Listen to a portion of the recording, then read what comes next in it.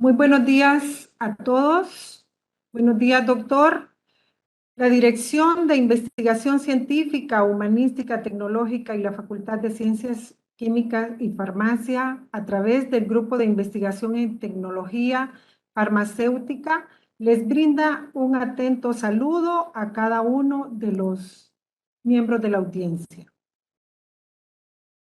A continuación, tengo el placer de contar con la asistencia a la videoconferencia, la importancia de los cuidados respiratorios intermedios durante la pandemia del COVID-19, resiliencia, colaboración y difusión. Antes de iniciar la ponencia, solo recordar que vamos a hacer la presentación y luego vamos a dar lectura de el reconocimiento por la participación de nuestro ponente.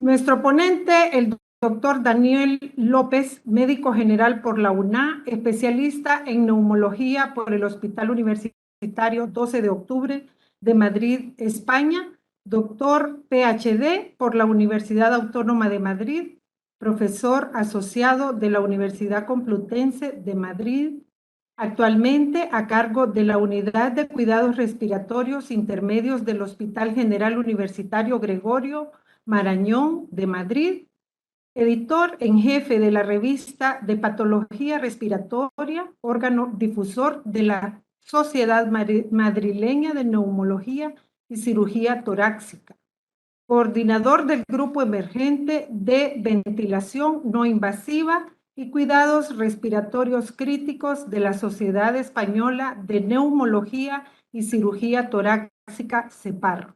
Vocal del Programa Integrado de Investigación de Ventilación No Invasiva y Cuidados Respiratorios Críticos de CEPAR. Autor de 46 publicaciones indexadas y no indexadas, 14 de ellas en primer cuartil, 123 comunicaciones a congresos, 33 ponencias, 9 capítulos de libro y coordinación editorial de un libro. Sea bienvenido, PhD Daniel López. Les cedo la palabra. Muchísimas gracias, doctora Navarro. En primer lugar, quiero agradecer a la organización de este evento, con especial cariño a la doctora Emilia Vargas, que ha sido una de las impulsoras de esta actividad, y por supuesto a la doctora Lilian Sosa también. Para mí es un privilegio y me siento muy afortunado de todavía seguir colaborando con la que ha sido mi universidad y que va a seguir siendo, y de la que seguiré siendo un orgulloso exalumno.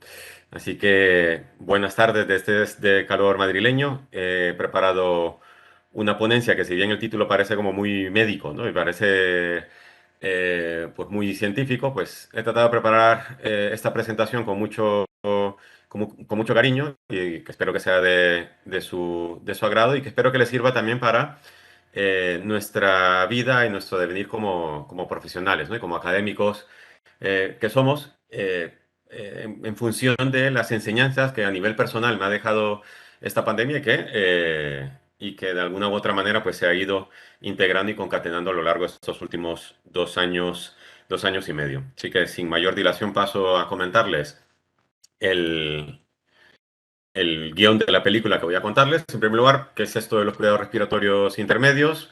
Luego pasaré a comentarles algo sobre el contexto geográfico y epidemiológico de mi hospital, con los resultados de la primera ola de la pandemia. Es decir, esto ya verán más adelante por qué, concretamente lo de la primera ola, para luego destacar las bondades del ingenio humano y sus artesanías, y sobre todo hablar sobre la colaboración, la difusión y la importancia de la solidaridad en este campo, ¿no? Para finalizar con la resiliencia del personal vinculado al cuidado de la salud, independientemente que sea respiratorio o no.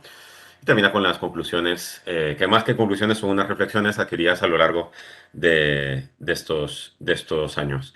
Esto de los cuidados intermedios, como su palabra lo indica, está en la mitad, ¿no? No es ni siquiera el paciente grave que está intubado en una unidad de cuidados intensivos. Pueden ver ahí el montón aquí de bombas y de sueros y de monitores y de tubos. Es decir, eso es un paciente que está claramente muy grave, muy crítico. Y luego tenemos al otro extremo de nuestro espectro, pues el paciente que a lo mejor con con oxígeno convencional, unas gafitas nasales, lo que llaman en Honduras las puntas nasales, pues está estable, no merece una mayor intervención por nuestra parte.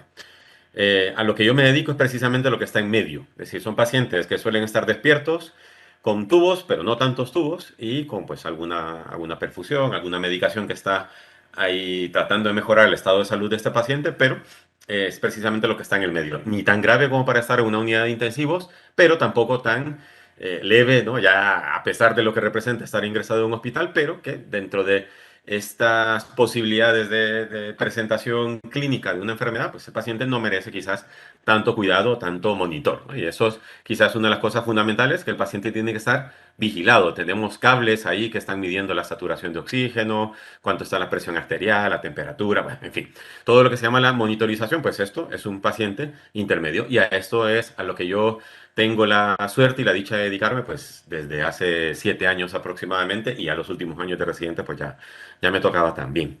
¿Y en qué escenario me ha tocado trabajar? Pues fíjese, está al este del centro de la comunidad de la ciudad de Madrid, perdón. Y aquí está mi hospital. Este es el Gregorio Marañón. Fíjese cómo esta es el área que se supone que le toca al Gregorio Marañón por código postal, por diversos factores, pero eso es lo que cubre el Gregorio Marañón.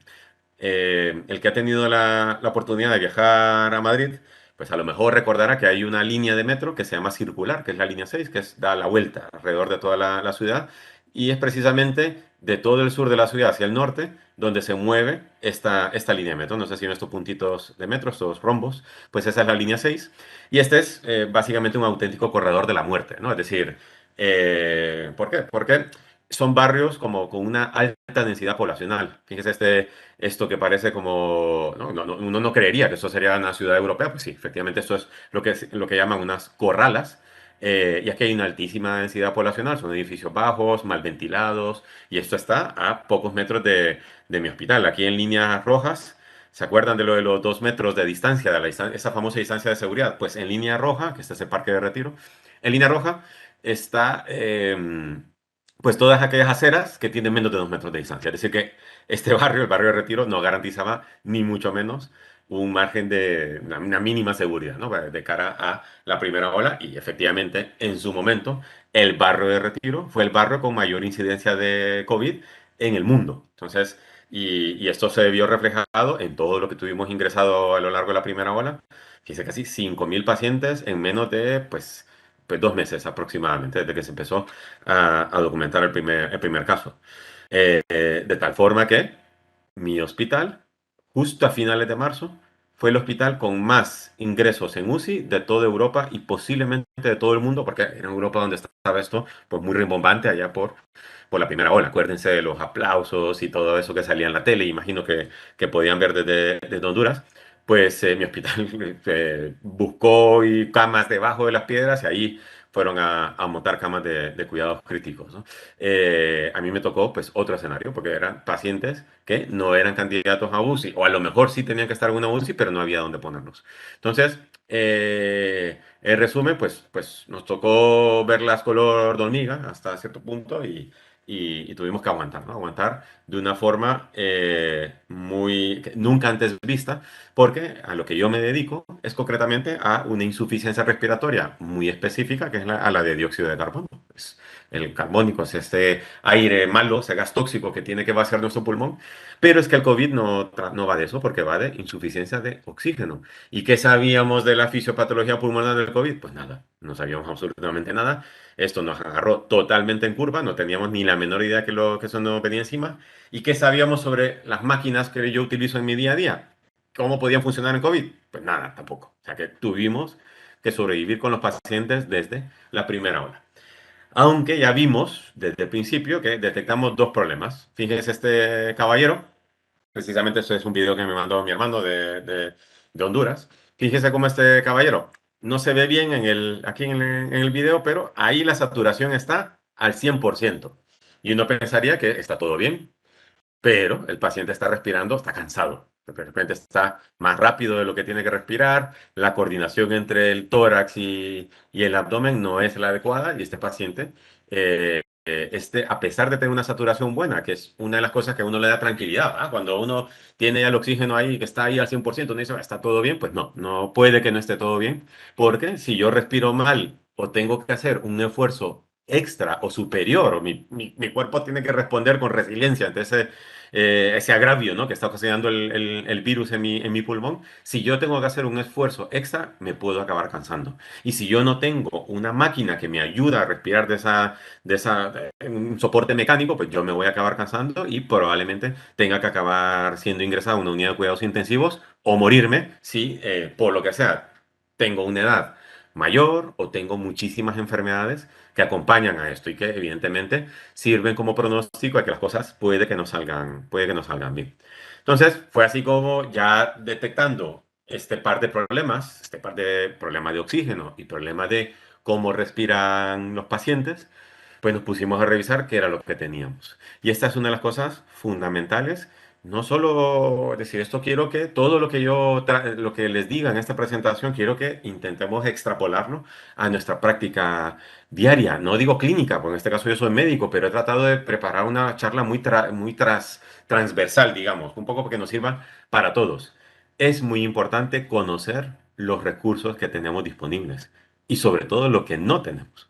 Porque llegados a un punto, es importante estar preparados en la medida de lo posible, planificar lo más que se pueda. Entonces nosotros pues empezamos a revisar cuáles eran los aparatos que teníamos, cómo podíamos, sobre todo, cuidarnos a nosotros mismos, porque era muy importante en mi experiencia personal. Yo no he llegado a dar positivo de COVID nunca, no obstante, di anticuerpos después de la primera ola.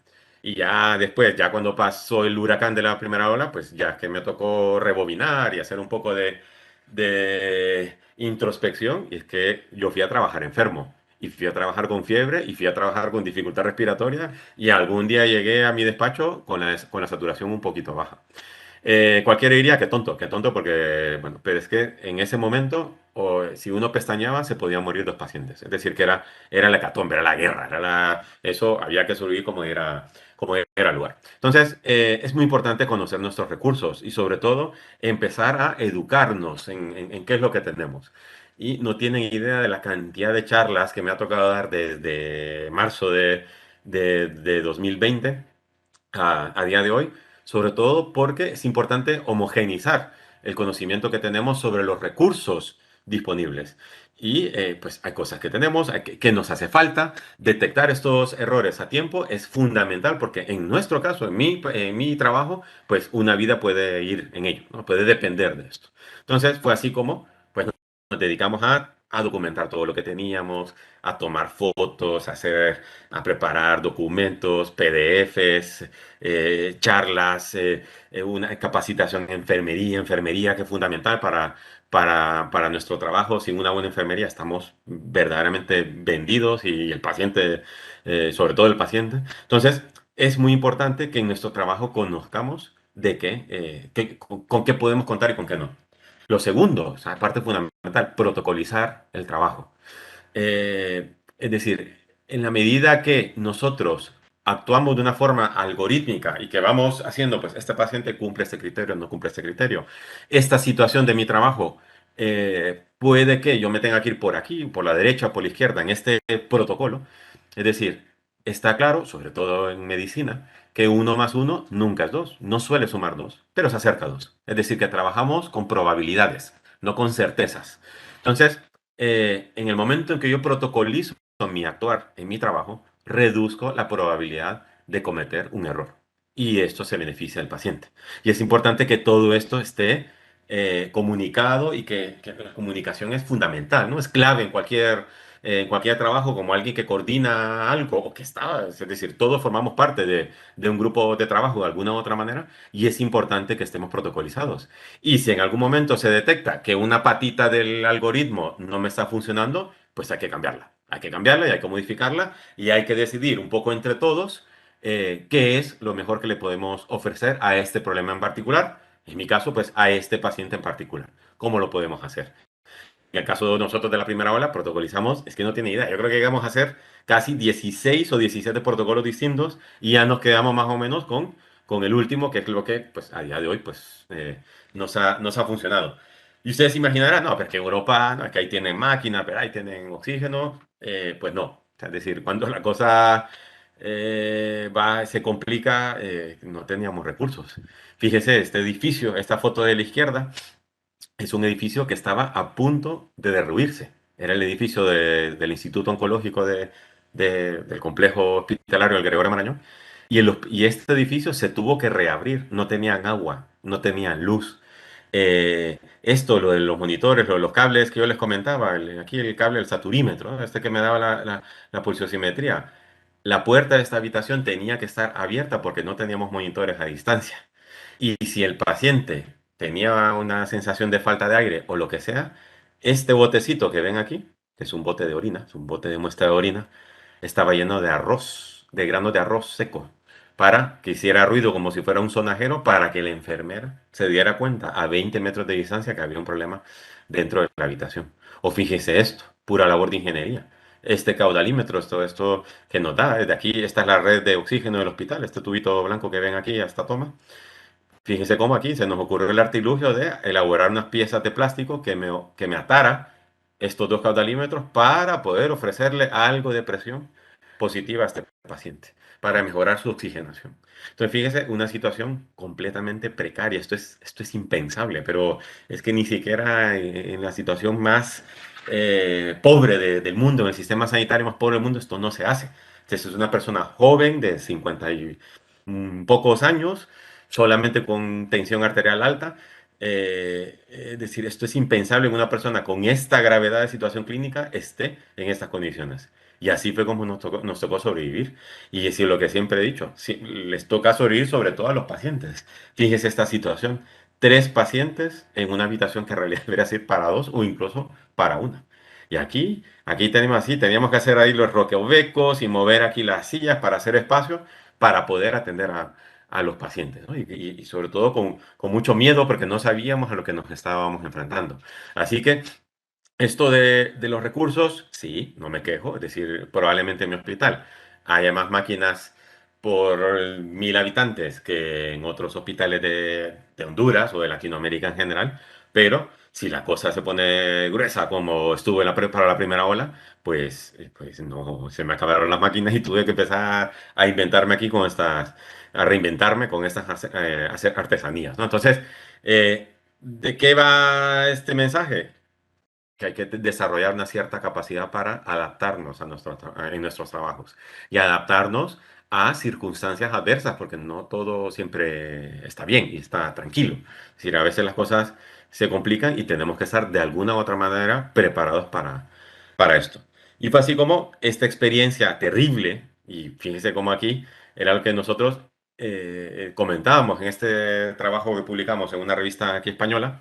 em, Nuestra experiencia en la primera ola nos pareció prudente compartirla, porque es que ni siquiera fue en una unidad de cuidados intermedios, eran pacientes que estaban desperdiados por ahí en las plantas, ahí lejos, a metros de distancia, sin yo saber qué exactamente estaba ocurriendo dentro de ese cuarto, y con una situación totalmente precaria, a la intemperie, los pacientes ahí de la mano de Dios, y pues nos pareció oportuno y prudente compartirlo, ¿no? Fíjense cómo en este pico de la primera ola llegamos a tener hasta 30 terapias. Es decir, yo en mi día a día de normal tengo 4 camitas y ya con 2 más me estoy muriendo. Me estoy muriendo porque estos pacientes son complejos y estas pacientes que necesitan estas máscaras, ¿no? para respirar, pues demandan mucha atención médica y demandan mucha enfermería, sobre todo, insisto en la enfermería, que si no fuese por la enfermería, ninguno de estos resultados hubiese sido posible, ¿no? Entonces, esto es terrible. En resumen, esto fue un huracán de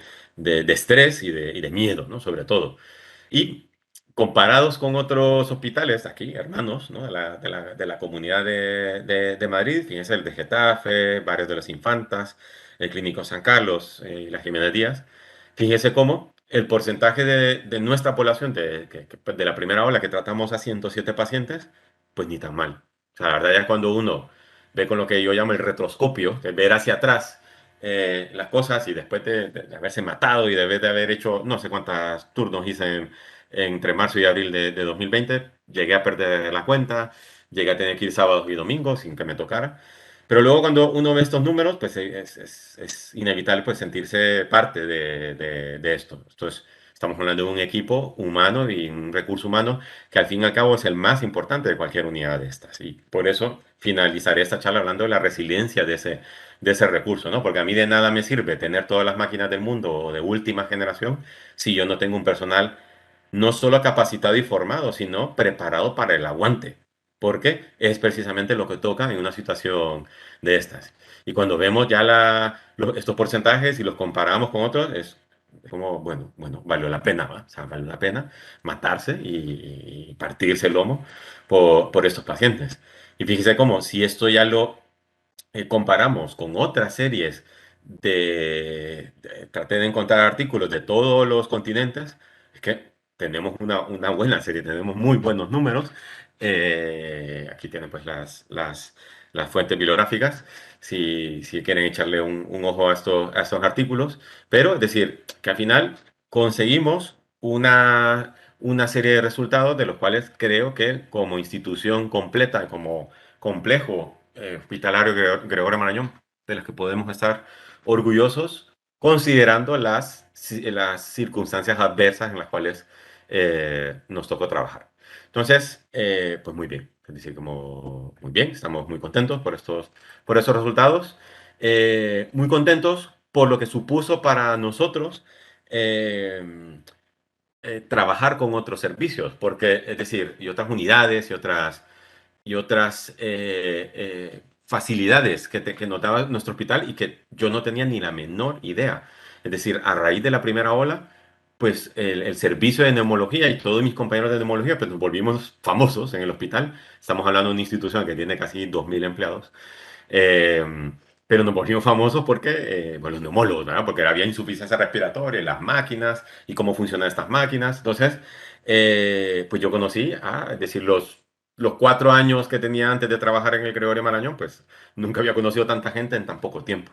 Y por ejemplo, conocimos al personal que lleva las impresoras 3D, porque nos tocó fabricar piezas, conexiones de oxígeno, porque se nos acababan los repuestos. Aquí en España le llaman fungibles y es aquello que se desecha, aquello desechable. Pues fíjese cómo nos pusimos en coordinación con la gente de ortopedia, el servicio de traumatología, porque ellos tienen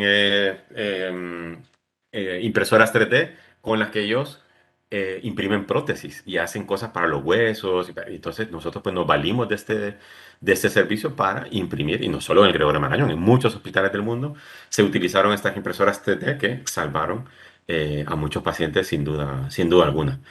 Eh, Más cosas del ingenio. Fíjense cómo llegamos a utilizar este tipo de mascarillas, que esto es hechizo, esto, ¿no? Es un apaño, como le llaman aquí en España. Estos son artilugios que se nos ocurría ahí de a ver cómo mandamos el oxígeno a este paciente, cómo conseguimos que respire, ¿no? Y cómo conseguimos mejorar esta oxigenación del paciente. Fíjense este video que yo creo que me lo mandaron de Rumanía, creo que fue. No, las bolsas estas, esto no lo intenten en casa, esto yo creo que no es especialmente seguro, porque, es decir, cuando las circunstancias son adversas, está claro que hay que utilizar lo que funciona, es decir, pero eso no quiere decir, al igual que con cualquier fármaco, que es algo que se ha dado muchísimo con el COVID, es decir, que algo funcione no quiere decir que sea seguro. ¿De acuerdo? Entonces, es muy importante y es crucial y fundamental que algo, antes que sea eficaz, sea seguro. Entonces, a mí de nada me sirve que una pastilla milagrosa me deshaga todo el virus, no por dentro, si al final el paciente lo voy a exponer a un riesgo que no existía antes o que no lo tenía solamente por tener el COVID.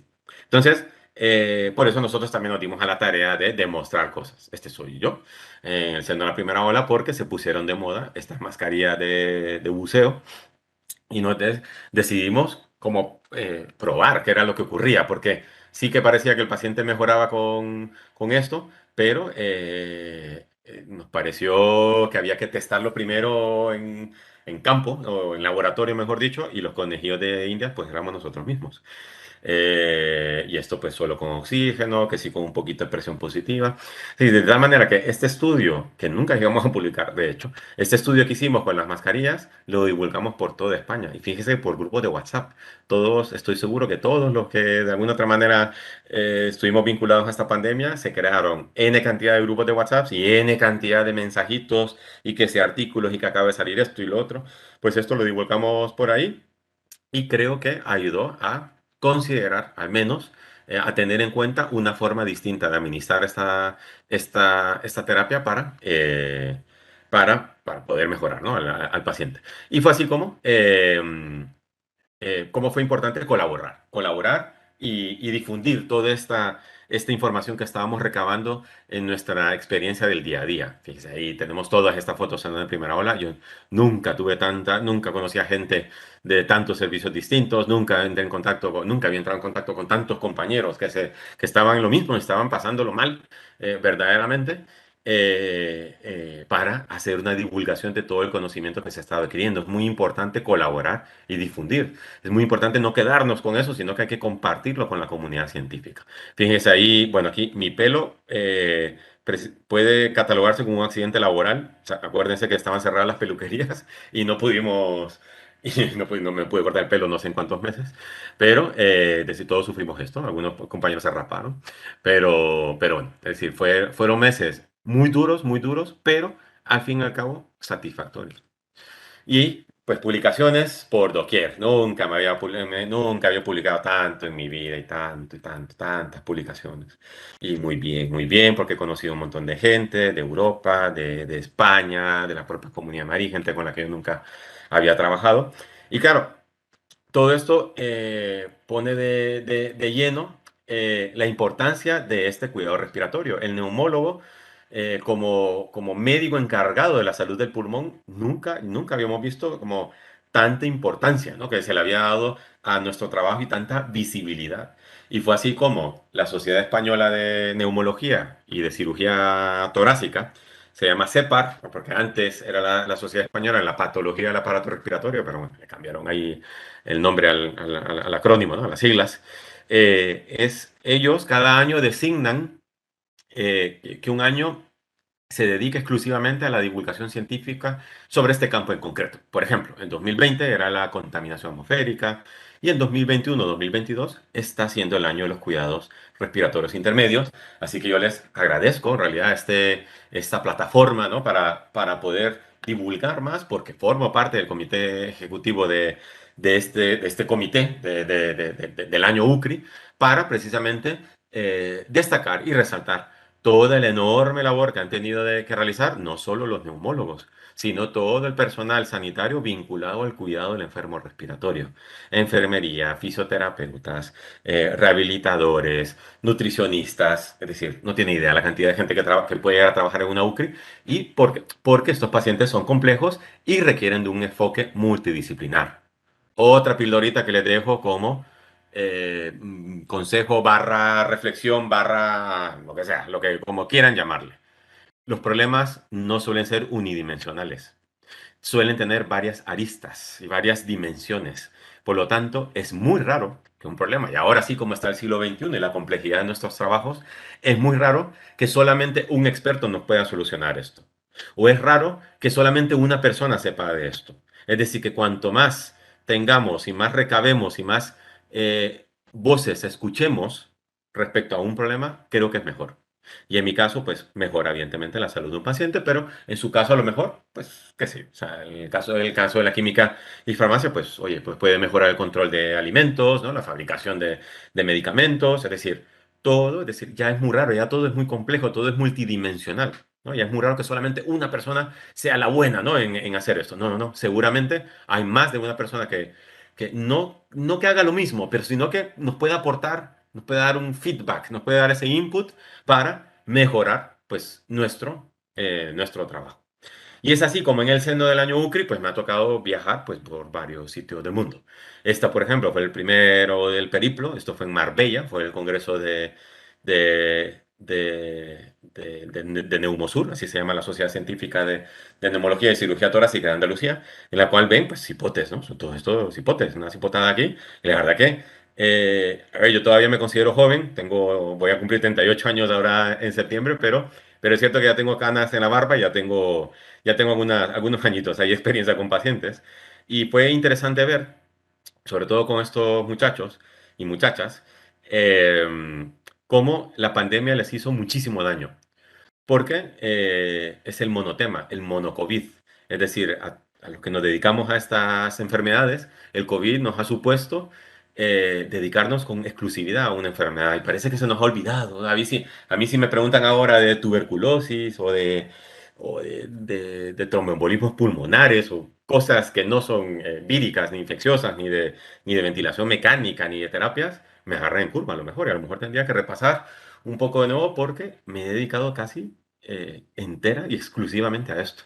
Y uno cuando ve a los residentes que están aprendiendo, están en fase de aprendizaje, es que los ve crudos y los ve uno que están ahí todavía con ganas de aprender, pero que no han tenido esa oportunidad porque es lo que les ha tocado sufrir. Esa es una de las consecuencias de la pandemia y esta es una de las situaciones a las cuales yo les sigo llamando la segunda ola, ¿no? De verdaderamente, ¿qué es lo que va a pasar? Después de estas olas y que esperamos que todo que vaya en descenso progresivo, cuando ya pase de verdad el COVID y que llegó para quedarse, eso ya todos lo sabemos, pero cuando ya la cosa esté más tranquila, más estable, es donde vamos a ver estos trasiegos, ¿no? Estos, eh, estos grandes problemas que ha infligido la pandemia por ejemplo, en el seno de un programa académico de una especialidad como la neumología. Y bueno, yo tengo mi simuladorcito, tengo mi pulmón artificial, pues allá fui a enseñar a dar un taller de asincronías y pues la gente pues muy, muy voluntariosa, pero lo que les digo, es decir, es inevitable pensar que la pandemia no nos ha afectado porque de alguna otra manera a todos, ¿no? A todos en mayor o menor escala, pero esta es una de las situaciones que más he podido presenciar. Y no lo digo solamente yo, varios compañeros que nos dedicamos a esto, pues también lo hemos percibido de esta manera. Y luego, el apartado de la solidaridad, muy importante. Es que esto es quizás, eh, probablemente, si el COVID a mí me ha supuesto, tanto a nivel personal como profesional, el mayor reto de toda mi vida, en la cual eh, por a lo que me dedico, sé que lidio con la muerte de forma muy frecuente, porque me toca llevar enfermos neuromusculares con enfermedades terminales, como la esclerosis lateral amiotrófica. Si bien a mí la COVID me significó ver en lo que yo calculaba como la cantidad de muertos que iba a haber en toda mi vida profesional, de ver eso, ¿no? Por los próximos 40 años, por ejemplo. No, uy, me he ido mucho, 30 años. 30 años, por ejemplo, el número de muertes que yo iba a ver, que yo, ¿no? Yo contaba, bueno, cada tanto, cada mes, o bueno, a lo mejor me apunto alguno por ahí, pero nunca había visto tanto muerto en mi vida, en resumen. Entonces, si bien a mí la COVID me ha supuesto un enorme golpe a mi salud mental, ¿no? Y mi salud profesional, pues también me ha traído alegrías. Y una de estas alegrías es poder colaborar de forma solidaria, pues precisamente con mi país.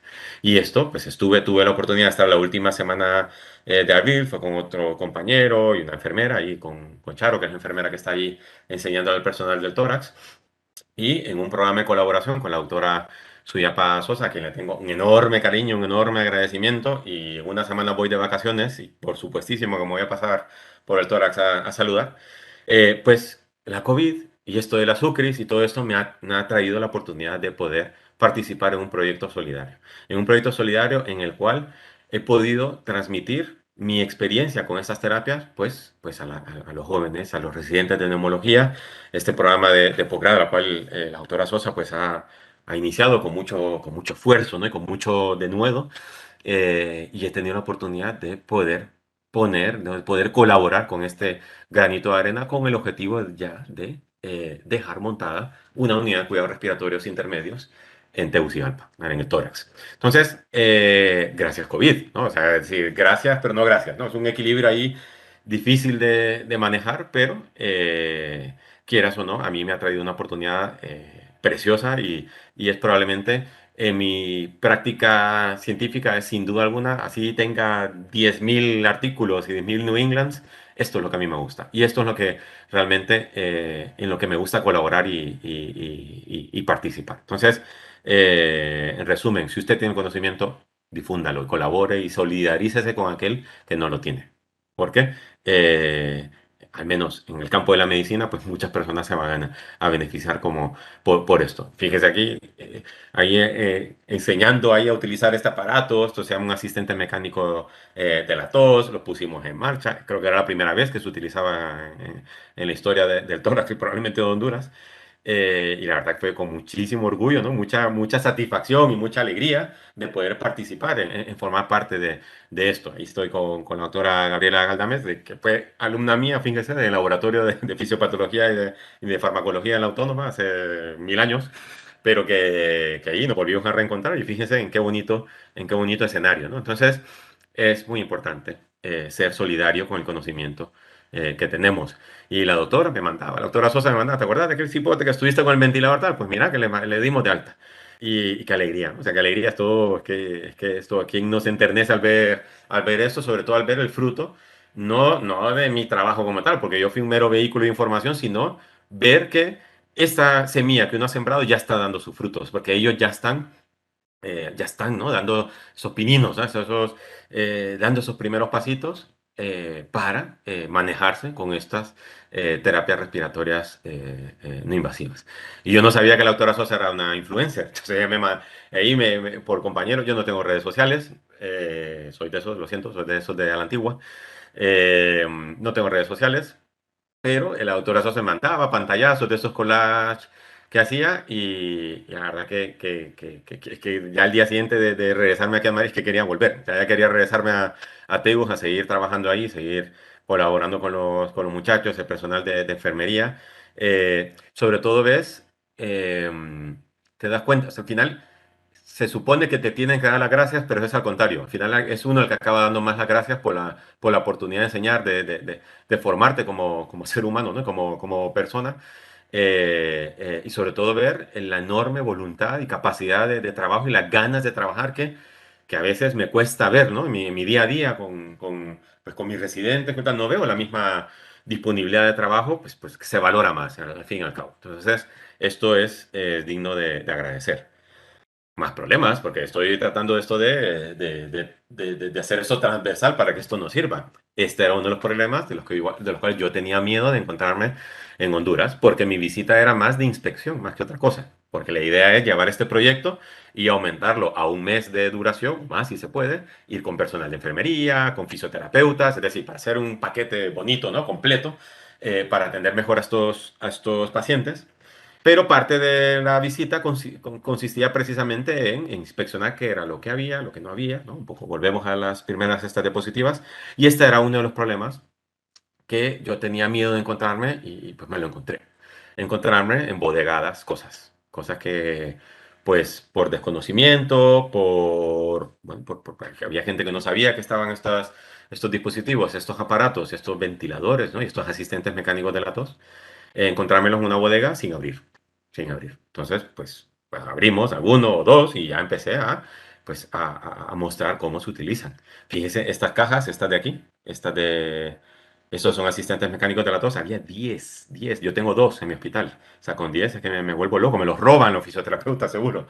Pero que sí, había 10. Entonces, es muy importante saber de qué recursos disponemos y utilizarlos. Y si no sabemos cómo utilizarlos, pues preguntar.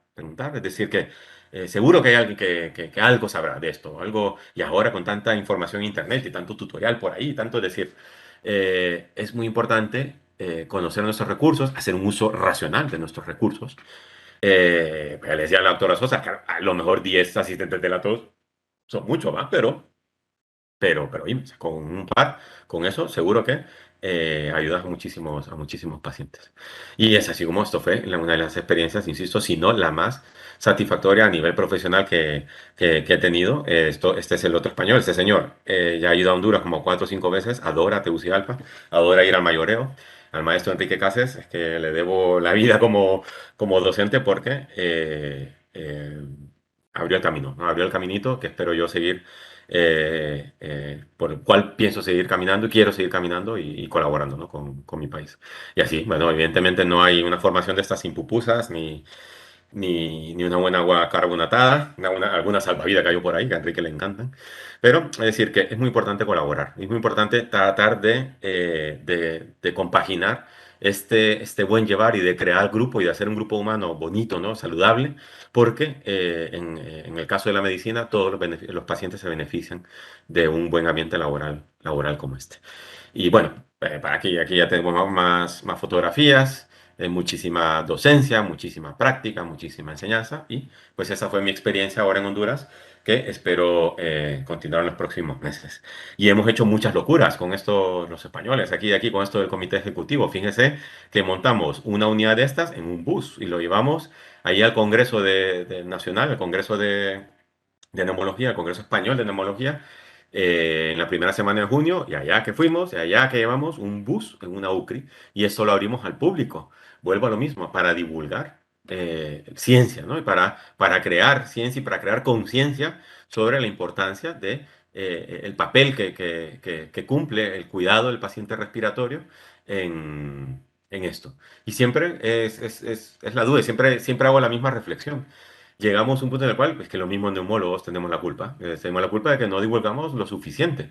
Pues fíjese que usted seguro que en la analítica, a usted va a un médico y seguro que le pide el colesterol, y usted está seguro que está preocupado por el azúcar, el colesterol, y no sé qué, el tiroides y no sé qué, pero por su pulmón se preocupa muy poquito. Y a lo mejor en su familia ha fumado alguien, o a lo mejor en su casa alguien ha cocinado con fogón.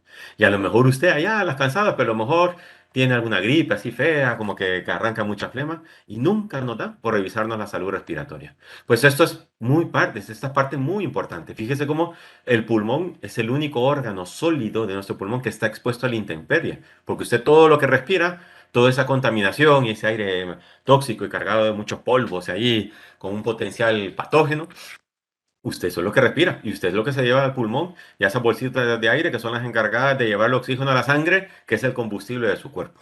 Pero no nos preocupamos lo suficiente. Así que nuevamente muchísimas gracias por la oportunidad de poder hablar en este foro tan importante. Muy importante invertir en los jóvenes. Yo todavía me considero joven, pero es muy importante invertir en las nuevas generaciones, en trasladar todo este conocimiento, porque son ellos, somos nosotros los que vamos a heredar estos pasos. Fíjense, estos dos señores que están por aquí, este es lo que llamo mi sensei, ¿vale? Son mis maestros. Yo todo lo que sé de ventilación mecánica lo sé por ellos dos y pues he tratado de trasladar y de crear un grupo y fue así como creamos el grupo emergente de ventilación mecánica y de cuidados respiratorios críticos de toda España. De toda España tenemos un grupo muy bonito. Nos vamos a reunir en Madrid el 23 y 24 de septiembre. Estoy seguro que será una experiencia inolvidable porque todos aportamos a la causa.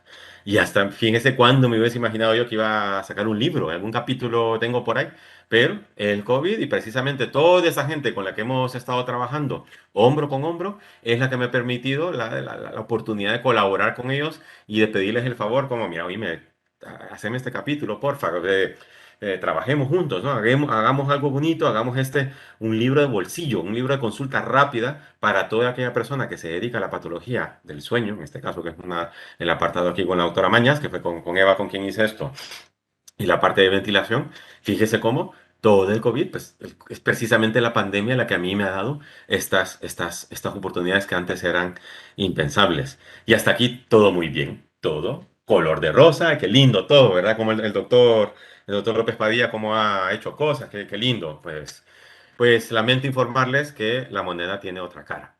Esto es la primera ola, este soy yo. Muy importante, muy importante. Es un poco como los bomberos. Un bombero no entra en un edificio en llamas que está a punto de caerse, porque está eso ahí con el monóxido de carbono. Un bombero tiene que cuidarse a sí mismo antes de cuidar a los demás. El personal sanitario suele ser más tonto, fíjense, no tenemos esa noción. Tenemos no sé qué es, no sé si es vocación, no sé cómo llamarle, pero muchas veces ponemos nuestra vida en peligro. Ya lo saben, muchos sanitarios fallecidos en el seno de la pandemia, al fragor de la batalla y salvando vidas. Y no sé qué pasa, no sé qué chip tenemos en nuestra cabeza. Yo sinceramente no creo que sea vocación en realidad, Pero, pues a veces actuamos de forma, atentamos en contra de nuestra vida y nos vale, ahí nos vale, allá vamos. Y nos vestíamos con bolsas de basura y la mascarilla, yo tenía una mascarilla para 2 semanas, que seguro que eso al primer día ya filtraba todo el virus. Y efectivamente, pues yo, pues en la primera ola me contagié. Y me di cuenta meses después porque tenía anticuerpos. Pero yo fui a trabajar con fiebre, entonces no somos lo más listos. Fíjese, para todo lo que tenemos que estudiar para este trabajo, no hablo solo los médicos, enfermería, todo el personal vinculado al cuidado sanitario. No sé qué pasa, no sé qué pasa con esta profesión que no tenemos. Entonces, quizás es esta resiliencia al extremo, ¿no? De llevado a un punto que daña nuestra salud mental. La resiliencia, ¿qué significa? Es esa capacidad de rebotar, ¿no? Esa capacidad de volver a un estado previo después de haber estado bajo un determinado estrés, ¿no? Entonces, eh, pues la resiliencia se escucha muy bien a nivel de una definición de diccionario. Podemos hablar de la etimología, de dónde viene, no sé qué, pero es que no, esto es duro.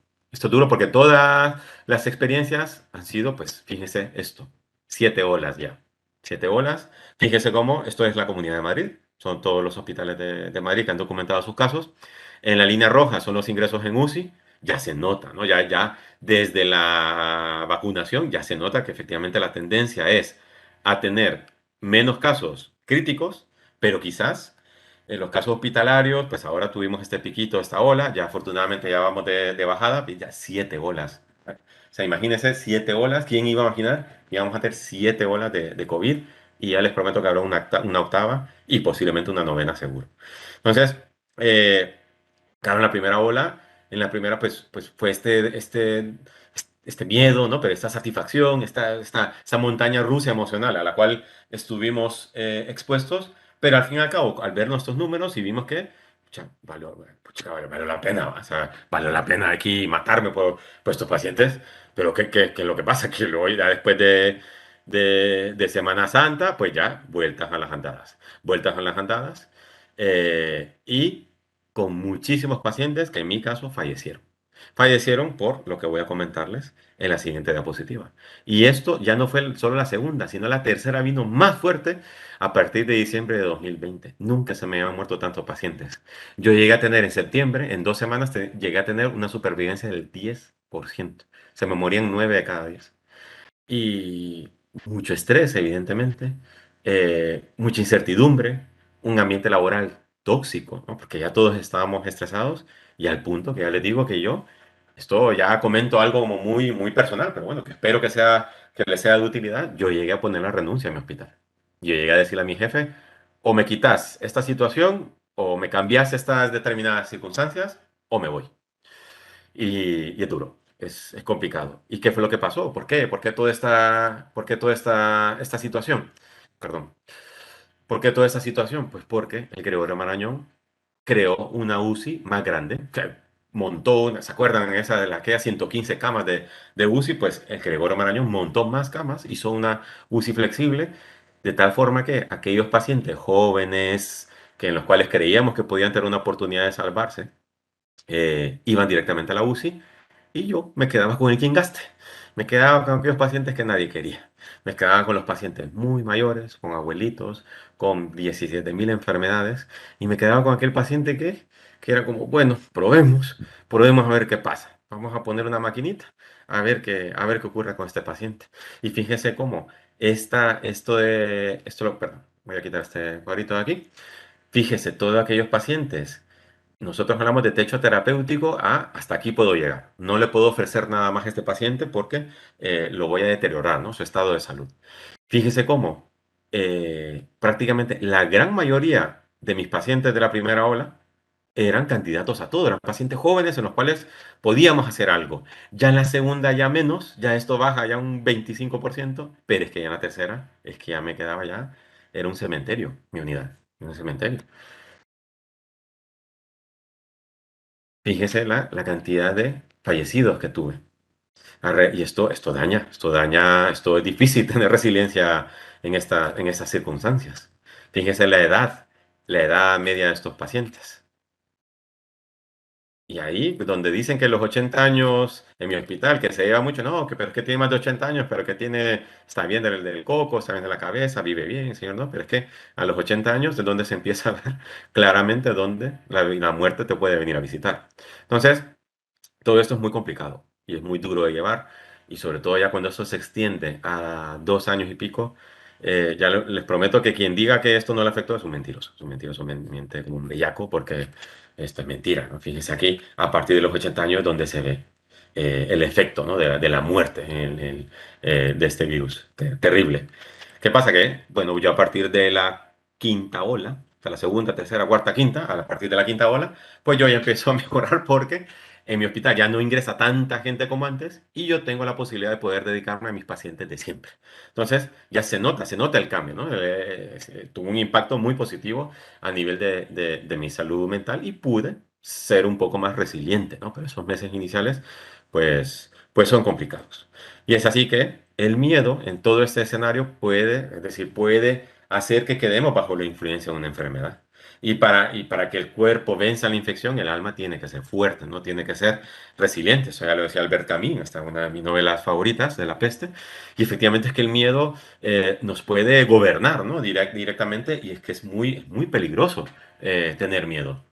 Fíjese que en estrategia militar ellos trabajan con 4 variables que le llaman el VUCA, son unas siglas en inglés. Está por una parte la vulnerabilidad, es decir, no sabíamos qué era lo que estaba ocurriendo porque entramos en la U de ese VUCA, teníamos certeza, ¿no? No teníamos, perdón, teníamos poca certeza o ninguna, casi, ¿no? Y luego eran situaciones muy complejas, ¿no?